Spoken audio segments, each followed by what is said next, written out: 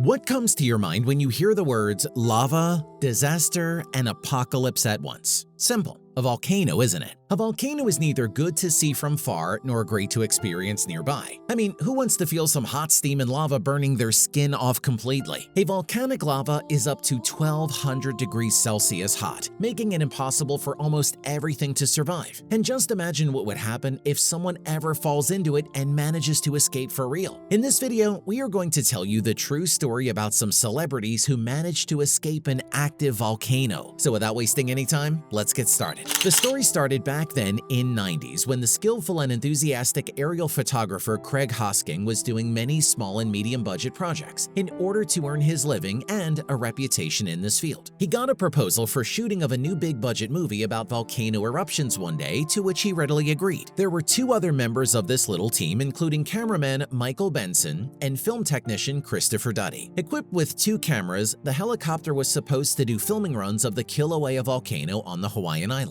In particular, the filming team was interested in the Pu'u'o'u, but the filmmakers were not feeling excited enough about it, as there was lack of active lava and smoke at Pu'u'o'u, so they forcibly sent the filming team at Kilauea volcano. It was Saturday, November 21st, 1992. Everything went as planned until the helicopter started its third pass over the volcano. Just a few moments before the crew reached the center of the crater, things changed horrifically. First, Hosking noticed that the main rotor output started to decrease. Then, the rotor caution sign lit up. It seemed like the helicopter was having many severe technical problems at once. In such situations, an experienced pilot as Hosking could have managed to get the helicopter out of the volcano, but unfortunately in this case, the walls surrounding the helicopter were so steep that such a maneuver would have led to a deadly rollover. He tried to control the helicopter to escape, but he accidentally got into a cloud of volcanic steam and smoke. He tried everything in his power, but destiny was against his every plan, and at last, things went completely awry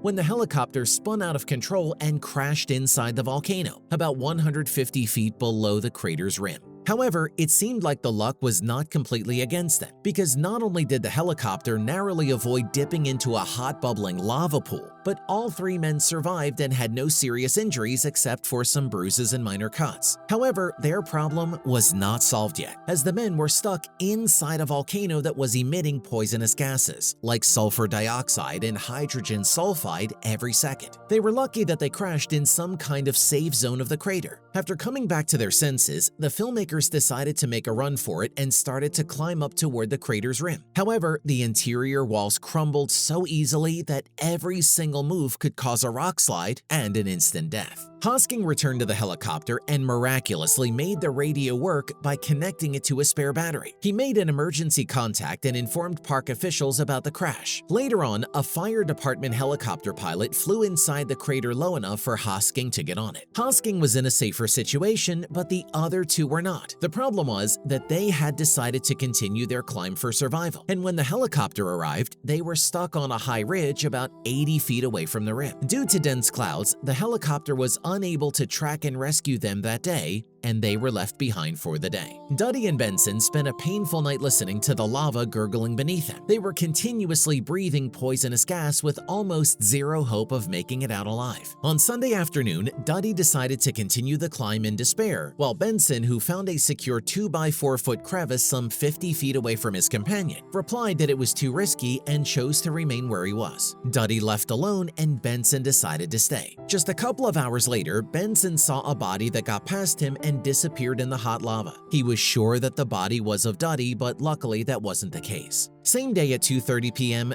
Duddy reached the rim of the crater and successfully survived. He was immediately taken to the hospital, but there was nothing to worry about. By Monday morning, Benson had been inside the crater for 2 days without food or proper sleep, terrified and exhausted. Unluckily, all the rescue attempts failed due to the heavy rain and fog that covered the volcano. Benson was waiting for his death to come. But then finally at 9 a.m. on Monday, during a tiny break in the weather, helicopter pilot Tom Hauptmann noticed Benson before the fog closed back up almost immediately. Knowing the exact location of Benson, Hauptmann lowered his helicopter into the vent and used a rope with a net to take him out. With no visibility whatsoever, the pilot had to take a chance on his senses to rescue Benson. When he felt the rope tighten on the lower, he pulled it up, and Benson was also rescued at last. Benson was immediately taken to Hilo Hospital and was treated for chemical pneumonia caused by the inhalation of toxic gases, as well as dehydration and exposure. The cause of the sudden helicopter accident is believed to be the volcanic gas, which seemingly caused a partial loss of engine power. However, it came out that the helicopter situation was at its worst in the moments before the crash, and no one might have come out alive if Hosking's experience never came into play. Hosking very cleverly managed to control the helicopter even in the worst condition, so that everyone survives. And that's why even today, he is praised for his extraordinary skills by everyone. Later on, it was clarified that as for the thing which Benson had taken for his colleague Duddy's dead body, it was actually a survival package dropped by the rescue team who had hoped that it would miraculously land next to Benson. But this was not the only incident about survival of some folks from the volcano. Rather, there are plenty of stories out there that we can serve you as many videos as you want about the volcanic survival. So if you want them, let me know in the comments down below.